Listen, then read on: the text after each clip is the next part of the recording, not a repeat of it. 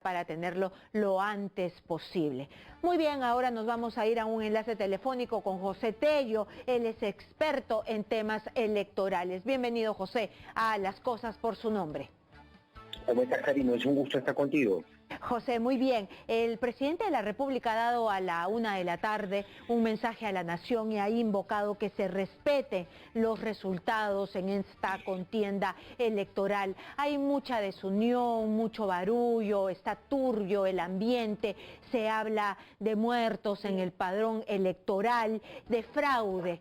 ¿Tú cómo ves como experto en temas electorales? ¿Es posible un fraude? ¿Es posible que a estas alturas del camino con observadores internacionales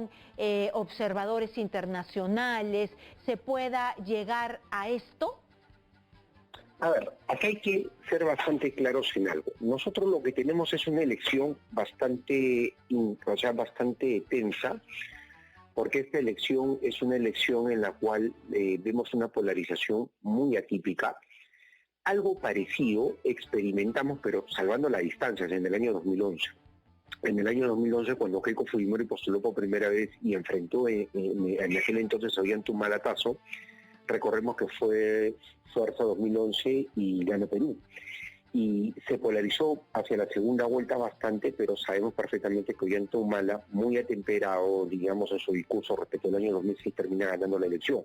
Ahora tenemos dos posiciones muy radicales, si se quiere ir a un enfoque tradicional de la política de derecha y izquierda, que están enfrentadas, y acá todo argumento puede generar especulaciones, trascendidos, cuestionamientos, porque en realidad, como se va a definir esto voto a voto, el que resulte perdedor va a decir a voz en cuello de que acá hubo algo malo, pero no es que sea cierto, porque todo lo que está ocurriendo, por ejemplo, son cosas bastante normales. A ver, dos cosas, por ejemplo, el tema del padrón. Rápidamente, el padrón se cerró un año antes de la elección, primera vuelta. Se supone que la foto congelada, así tal cual, una fotografía, una imagen congelada de cómo estaba la población peruana en edad de votar al día 11 de abril del año 2020. Entonces, claro, en un año nacen y mueren personas. Y sobre todo con la pandemia había un incremento en la mortandad. Pero de ahí a hablar, por ejemplo, a suplantaciones masivas, esa es una leyenda urbana, es imposible. Y además hay que tener en cuenta algo. La suplantación es una situación muy, muy rara, muy rara con un proceso electoral. ¿Se imaginan? Para poder, incidir en una elección tendrían que ser, pues, millones de suplantaciones. Entonces, la verdad que eso es un trascendido que no tiene asidero fáctico, en los hechos es inviable. Y por otro lado, lo que se hablaba, por ejemplo, también del tema de observadores. Los observadores se podían presentar desde que se convocó la elección el 9 de julio del año 2020, 270 días antes de los comicios, hasta 15 días antes de la elección. Eso fue el 27 de marzo.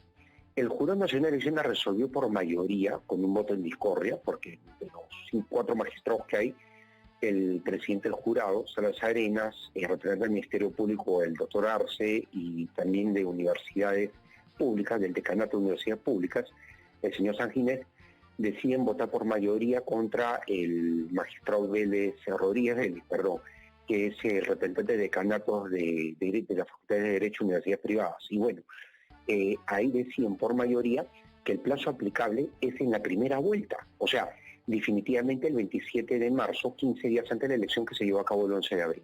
Entonces, eso es un tema de plazos, es un tema de un reglamento que fue aprobado en el año 2020 con la resolución 307 de 2020, para la aclaración. Dicho sea paso, ahorita hay 22 misiones de observadores, 17 extranjeras y 5 nacionales. ¿Cómo podemos hablar nosotros de fraude si está participando la Unión Europea? Está participando la OEA, que incluso se ha pronunciado de algunos casos de exclusiones, recordarán, en la primera vuelta.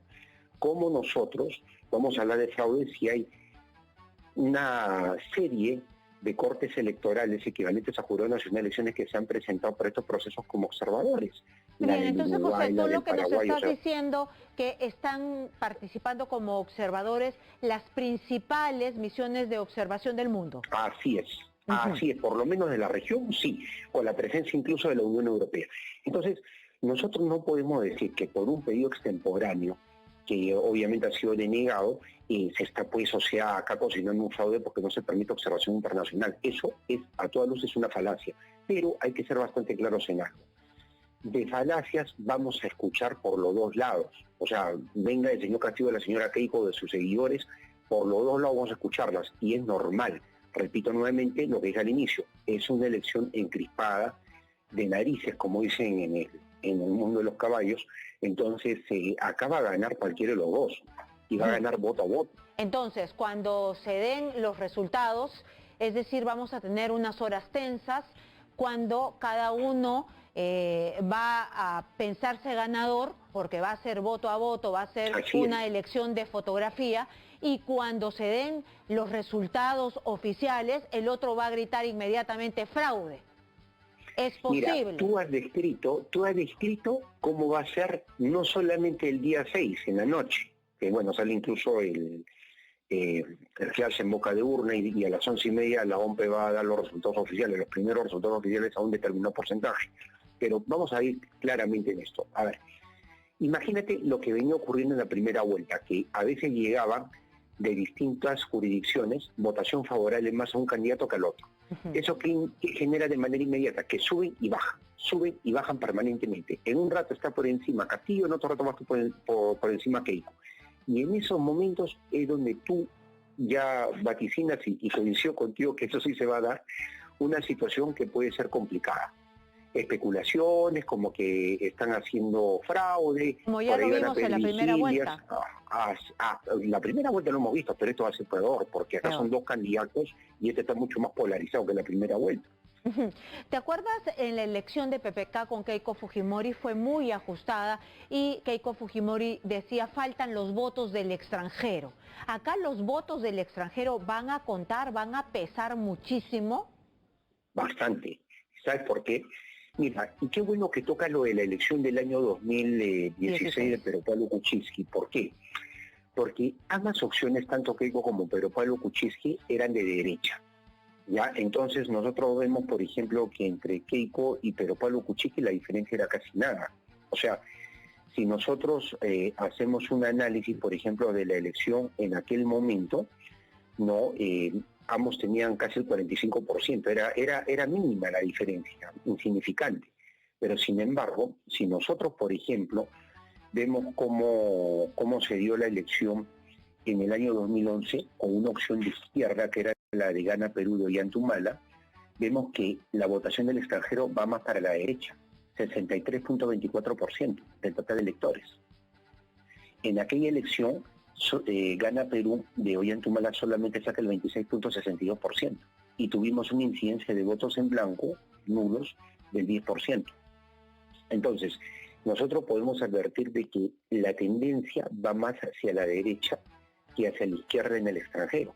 En el caso, por ejemplo, del año 2016, como ya lo he manifestado, mínima de verdad, 1.7% de diferencia, 44 contra 45.7. O sea, nada de diferencia entre Kuczynski y Keiko, pero ahora sí siento que va a haber una diferencia, pero hay un detalle importantísimo. Nosotros hemos tenido en primera vuelta un ausentismo atípico en esta elección, y es evidentemente por la pandemia. Pero no son extranjeros, me refiero. En el mundo tenemos 997.000 electores peruanos, casi 1 millón. Entonces solamente han ido a votar el 23% aproximadamente. El 77% y algo más no han ido a votar, o sea, han ido científicos, por 1000 factores. La propia pandemia es el principal. Entonces, nosotros hemos visto que esta elección, por ejemplo, de peruanos extranjeros ha sido alrededor de 230.000 votos, pero por la configuración del espectro sigue manteniéndose que es una votación más de derecha que de izquierda. Entonces, este voto, en rigor, sería para Keiko Fujimori en mayor proporción, pero lo que le puede jugar en contra respecto a casi 1 millón de electores es la alta tasa de ausentismo. De ausentismo, pero también podría ser de que como la vacunación ha aumentado mucho, especialmente en los Estados Unidos, de repente este ausentismo baja en algo, ¿no? Así es, eso es justamente lo que yo te iba a comentar en un ratito, y otro elemento adicional a esto que acabas de mencionar, que es totalmente cierto. Bueno, no solamente en Estados Unidos, en Europa también, en Chile, donde, por ejemplo, no hubo elecciones, recordemos, el 11 de abril, porque se suspendió en Chile incluso la elección, de autoridades regionales el 11 de abril. Los peruanos no pudieron votar y es una población de, considerable electores, más de 100.000. Entonces, acá hay que tener en cuenta algo. Nosotros tenemos otro factor que hay que contar, que es la polarización.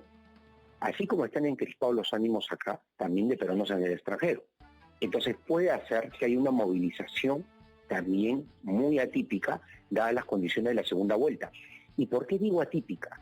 Porque en las elecciones pasadas nosotros hemos tenido una mayor incidencia ya de ausentismo en la segunda vuelta presidencial. Por ejemplo, en el año 2011, el ausentismo en primera vuelta de peruanos extranjeros fue de 46%.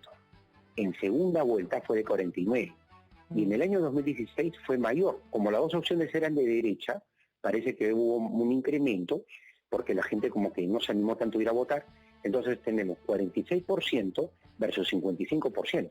Pero ahora, con esta polarización que hay, y hace un rato, por ejemplo, tú hablabas del caso de Jimmy Santi, por ejemplo, y toda la promo, por decirlo de alguna manera, personas de más de 70 años, ¿no? Hablando un poco de manera coloquial. Sí. Todos ellos, por ejemplo, están movilizándose, quieren ir a votar, y lo veo por mis propios padres, ¿sabes? O sea, veo los WhatsApp y todos se están poniendo de acuerdo. Pero más allá de eso, en el extranjero también está ocurriendo cosas parecidas. Entonces va a haber movilización y es muy probable que contra todo, digamos, lo que es la tendencia normalmente de segundas vueltas en las últimas 3 elecciones, incluida esta, la de 2011, la de 2016 y esta del 2021, es probable que tengamos pues una reducción del ausentismo en segunda vuelta. Es muy probable, me refiero a peruanos en el extranjero. Muy bien, muchísimas gracias por aclararnos este panorama, así que algo ha hecho Chinchín, ha resucitado Chinchín, grato recuerdo de los años 70. Así es, José, entonces se ha pegado entre la promo de los 70. Así es, discúlpame, ya hablando de manera coloquial, pero es bastante interesante porque también ese grupo etario es un grupo que demuestra también una condición cívica bastante interesante. A veces tienen mejor actitud que los jóvenes y eso es algo que hay que cambiar a futuro de parte de los que ahorita pues deberían estar más que obligados a ir a votar, que son los más jóvenes. Los cuarentones, los cincuentones, pero más bien de los 70 para arriba, los chinchín, 70, 80, ellos son los que se han puesto de pie. Muy bien, muchísimas gracias. Fue José Tello, experto en temas electorales. Muchas gracias a ti. Nos vamos inmediatamente. El chinchín, ¿no? Sí, recién escuché ayer su nuevo hit. Muy bien, nos vamos con Jessica Lara, El Cercado.